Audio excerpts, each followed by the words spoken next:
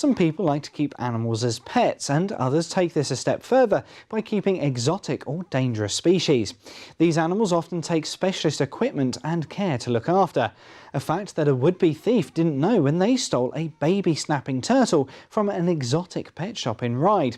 However, after an island-wide Facebook campaign made the creature too hot to handle, the little guy was returned home and I went to meet him.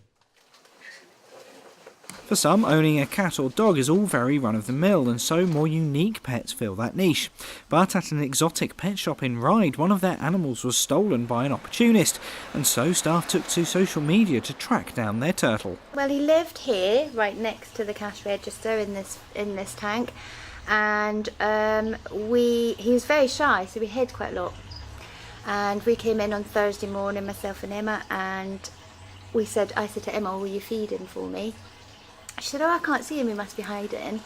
So later on in the day it was like, we've not seen him yet. Panic started to set in, and we realised he wasn't there. So it was a mad sort of like, oh my gosh, he's gone. So looking through CCTV, trying to see what we could see. Unfortunately we couldn't see anything that was definitive to say that someone had definitely taken him. The plan was to plaster him all over Facebook and make sure that he was too hot to handle was the plan. And the response we got on Facebook was crazy. It's absolutely crazy and cruel, to be honest. It was really cold that week, and I would like to think it was an impulse thing that they did and immediately regretted it, is what we'd like to think, but yeah, it was a silly thing to steal. After a few days, a small package was put through the shop's letterbox. And we'd sort of given up hope. We'd given up hope that he was coming home. And on Wednesday morning I came in and there was a tiny little cardboard box at the front, which admittedly I picked up and put on the counter and didn't think anything else of it. Sometimes there is. And then we realised there was no name on it, there was no white vipers, and it began to dawn, uh-oh. So we opened it up and there he was. He'd been posted through the letterbox, wrapped in toilet roll, freezing cold, covered in mud, and really traumatised. He's just a baby. He's very small.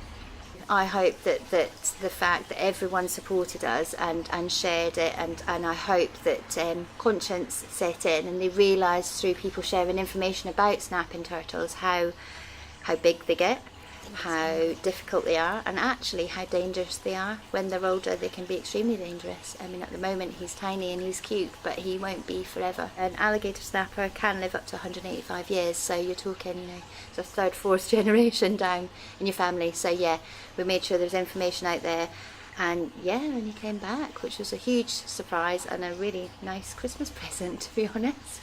So what's next for the little snapper? He's now sat in the incubator, really slowly heating up. We brought him up to room temperature and now we're taking him up a little bit higher.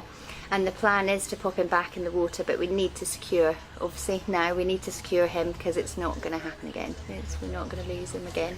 Kind of decided, I don't know if we're going to be able to ever sell him. He might have to live here because he's now famous.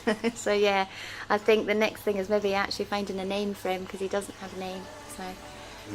We actually wanted to say thank you to absolutely everyone who shared the post, who came in to see if we were okay. People who don't even keep reptiles came in and asked us, are you alright? Which showed that the community see us as someone who cares, people who care about animals, and thank you, that was the main thing. Richard Stringer, That's TV.